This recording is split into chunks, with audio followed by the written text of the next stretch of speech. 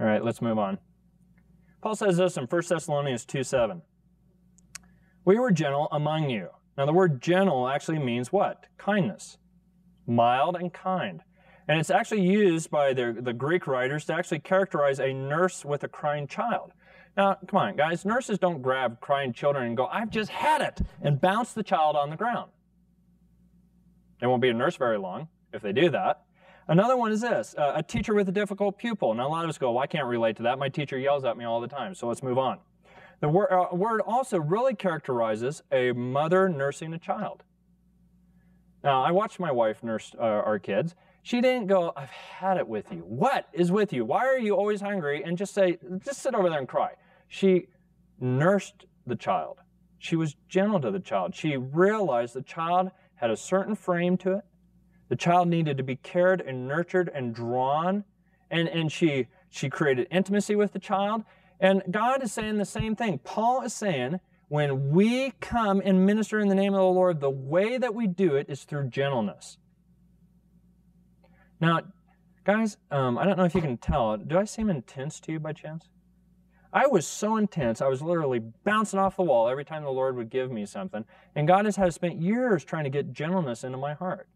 And I never realized that gentleness, even with a strong word or whatever it is God needs to say, gentleness is the bridge that God creates to connect people.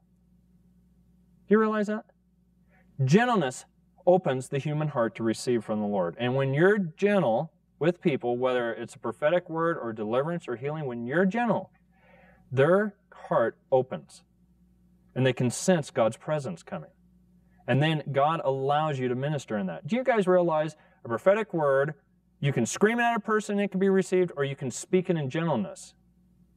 The best way for it to be received is in gentleness. That's why we see Jeremiah and people like that weeping as they were giving words.